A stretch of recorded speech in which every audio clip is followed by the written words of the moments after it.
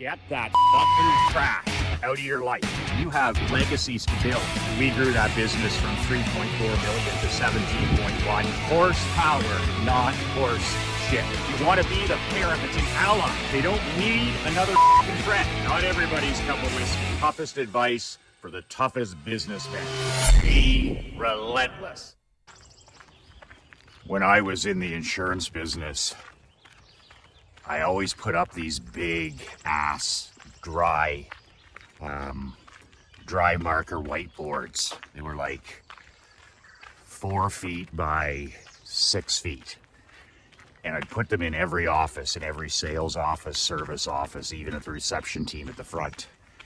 And we would use black and blue and red Sharpie markers every day. And we would write the 1 or 2 things. We would keep score on these dry erase boards every day, the 2 or 3 things that I wanted that person to focus on. What's measured gets done.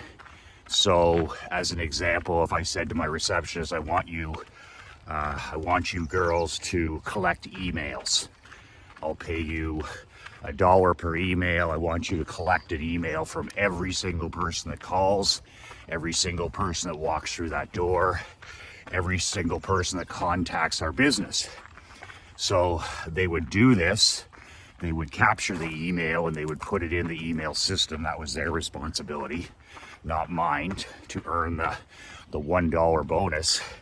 But then they would have to keep score on the dry erase board, which would be on a side wall. So literally a mini competition among 3 receptionists. And competition makes everyone better. Iron sharpens iron, especially public competition. When I learned this in pro sport and amateur sport, and I learned this finally in business, when you make results public, when you make team results public, at least public inside your business or your locker room, it absolutely transforms bottom line results. It absolutely transforms profitability. It transforms into wins, into championships. It transforms into peak performance. Nobody wants to be last. Nobody wants to be near the bottom. Nobody wants to consistently lose. When you make results public within your team or your organization, man, oh man, it is the difference between winning and losing. And there'll be a lot of fuzzy-headed academics and pretend experts or wet behind the ear gurus who disagree with my advice, but they don't have 22 years in the pro and amateur sport field like I do, winning and losing, and if you lose, you get your ass fired. They also don't have my 31 years of entrepreneurial, expensive experience and adventure in the trenches at the street level. 31 years of starting, running, building, selling, failing, winning, losing in the entrepreneurial world. Nothing like it. So if anything I've learned coming out of those 2 super competitive worlds, sports and business, is that public accountability, public recognition, making results public within your organization, your team, your locker room, it absolutely transforms results. It's gasoline. It's gasoline. It was interesting. I had these dry erase whiteboards in the sales offices too, behind the door, so clients and prospects couldn't see them. But every day the salesperson would have to write their sales up. So if they sold 3 accounts, they'd have to write, the person's initial up there, how much the premium was, how much the account was worth. And then we'd get to see, I'd walk in there and say, boom, Bill sold 4 accounts for $42,000 in premium. You are what you are. The scoreboard never lies. I would walk into Brock's office and I'd say, okay, Brock sold 3 accounts today for $33,400. Boom, boom, boom. I know exactly what Brock did that day, what his bottom line production was. The scoreboard never lies. You stay, boy. And Same thing, I'd walk into to Brian's office and see what Brian had produced that day. So every day was a mini competition, and iron sharpens iron. It makes everybody better. Same thing with the service. I had 5 CSR service reps. And you know, the old excuse is, well, a service person doesn't want to sell, right? Well, to me, it wasn't selling, it was order taking, because I had these people scripted. So, you know, it was their moral obligation, it was their moral duty, in my opinion, to make sure that they protected our clients. We were in the insurance business. It was their moral and professional obligation to make sure that they took care of the client, and to make sure there was no gaps in coverage, to make sure a person had life insurance, to make sure that, you know, if their house burned to the ground, they weren't left in turmoil, that kind of thing. So I didn't look at it as selling, but one of the big things was those dry erase whiteboards behind them, behind the door. Even so-called service people, I had 5 people. Come here, buddy. Come here, bud. You go home. The bugs are really bad this time of year, and I don't go, bud. Cliff, go home. Go home. Go. Attaboy. Good boy. You stay. And it was amazing, because I would walk in the 4 or 5 service offices, and I would just take a peek behind the door, and it was amazing. Like, you know, you'd say, oh, Tracy sold 2 policies today, 2 accounts. You know, Jacqueline sold $11,000 worth of home insurance today, and the scoreboard was always there. And well, he's relentless. Cliffy's relentless. He does not want to stay. He wants to come with his dad. Stay, buddy. Stay there. I like your attitude, bud. If more people had that, we would stay. We would be doing even better. Come here.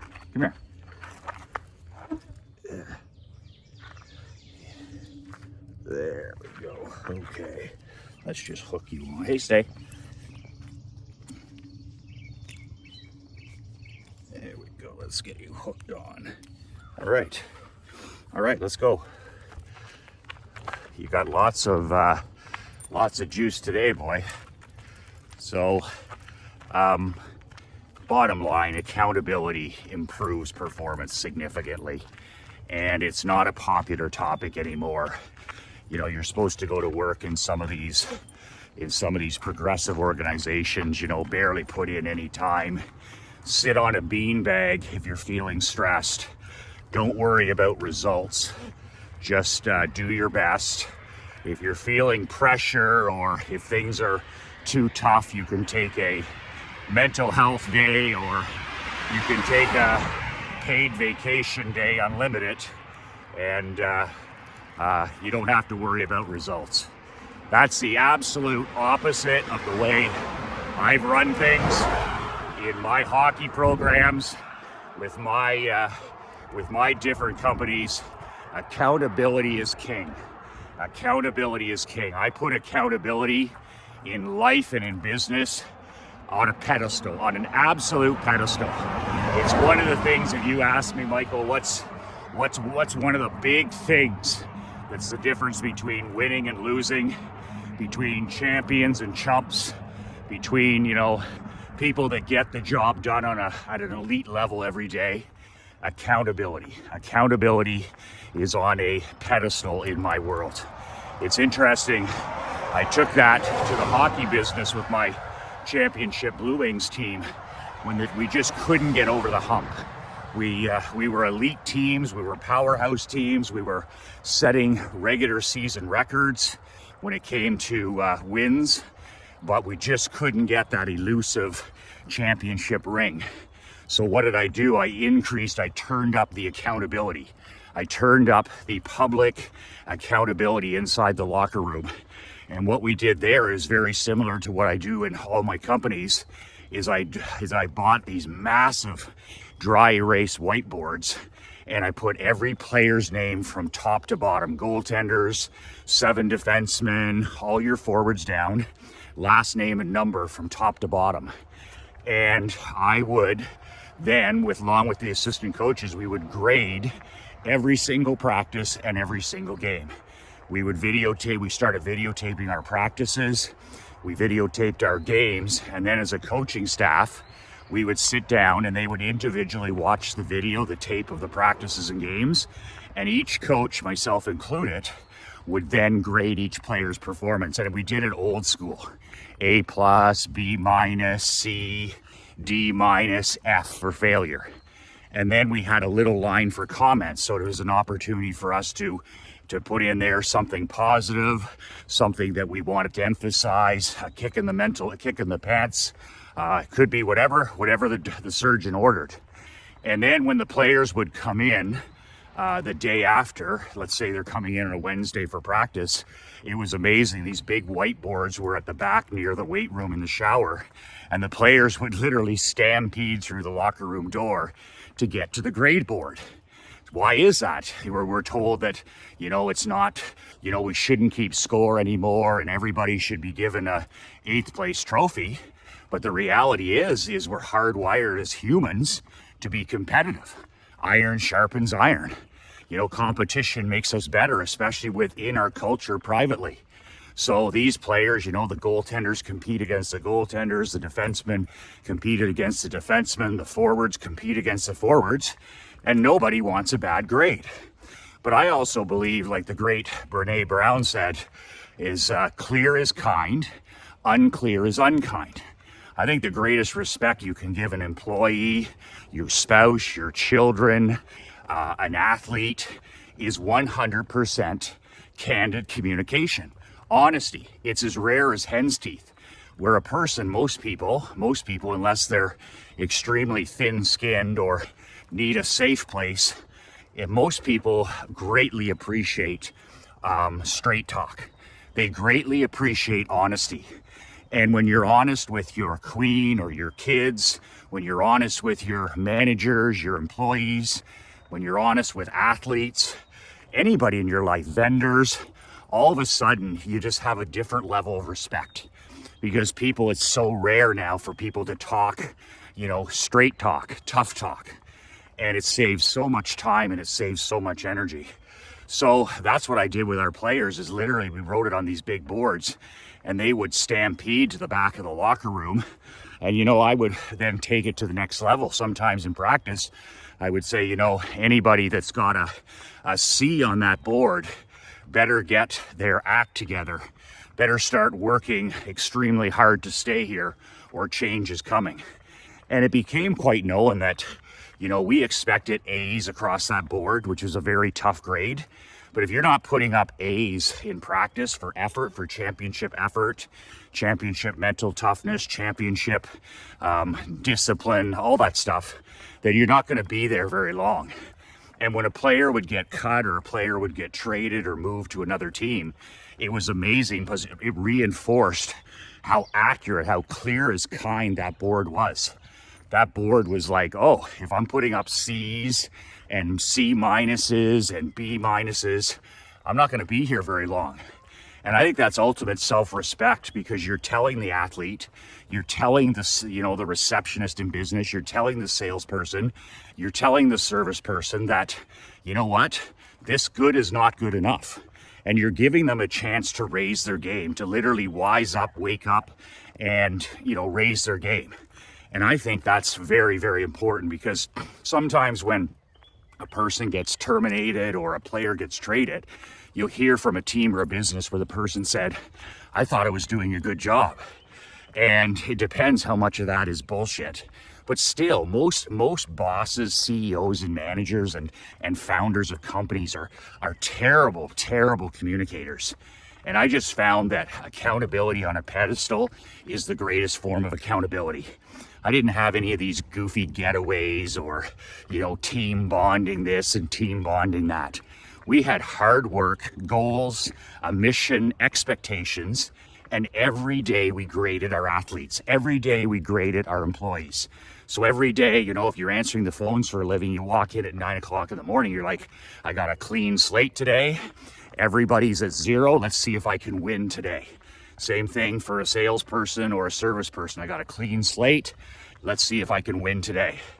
And I'll conclude with this, which proves that public accountability and public recognition really, really will transform your business, is the fact that in 17 years of grading my 23 employees in the insurance business, grading my 4 barbers, grading any athlete that played for me, in 17 years in business, and 8 years with the Perth Blue Wings, we never had a person, player, or employee finish last 2 months in a row, especially in the business.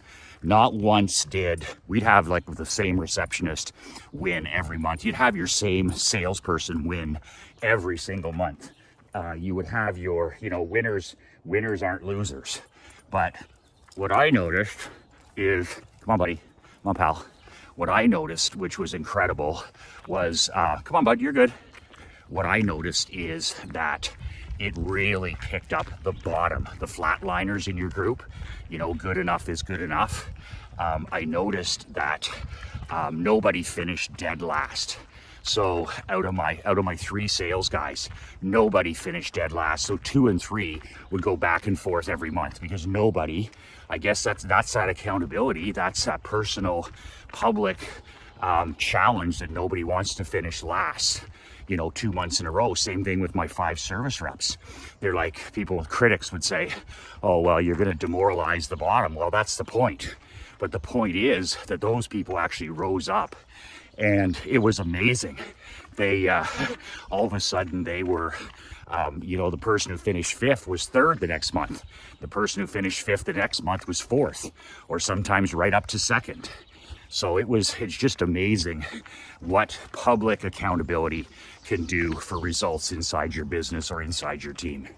So if you want to learn more about this, more about how I put accountability on a pedestal in my own personal life, in my own professional life, how I measure things so that things get done, how iron sharpens iron, how I set up mini competitions throughout my companies and my businesses and my personal life. I do this stuff with my daughter. I do this stuff in my home. I do it in my companies. Iron sharpens iron. We are hardwired to compete. We are hardwired to improve.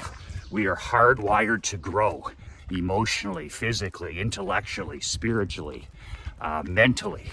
And if you'd like more of this, in the June issue of my Michael McLean letter, which I'm just producing right now, I'm going to be talking about this topic, about making accountability a pedestal in your world. Iron sharpens iron, making it almost a fun, competitive competition inside your business, and letting the natural, hardwired, competitive juices that we all have work for you. And at the end of the day, man, doing the exact opposite of what other consultants or coaches or business owners are being told what to do. Let's have a safe zone. Let's have a bean bag. Let's have a foos table. Let's have an 8-ball table. Let's have unlimited lunches. Let's have places where they can walk in the park. Everything and anything but work. That is not what I'm talking about. What I'm talking about is building a culture where people come to work and achieve goals, to achieve a mission, something bigger than just themselves. And personally, they end up progressing, they end up serving, they end up being a happier person as a result. Everybody wants to win. It's just a matter of setting up a culture inside your business and your personal life where accountability is a pedestal. Accountability is a pedestal.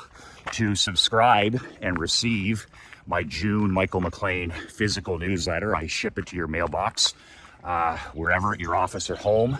Go to badassletter.com. That's badassletter.com and sign up. It's a measly $97 a month. Cup of coffee, $3.24 a day. It's a 22-page physical letter, and I'll send you one of these badass black t-shirts as a nice free bonus for signing up this month. So badassletter.com. That's it. That's all. What an amazing, amazing morning out here. The smell of spring is still with us a little bit. The trees and everything is just in full bloom. And Cliff and I have down to the point and back, a nice hour, almost 70-minute walk. Get in the 10,000, 12,000 steps, and then by the end of the day, you're over 15 to 20,000 steps. 2 words that changed my life, 2 words that can change your life. Be relentless.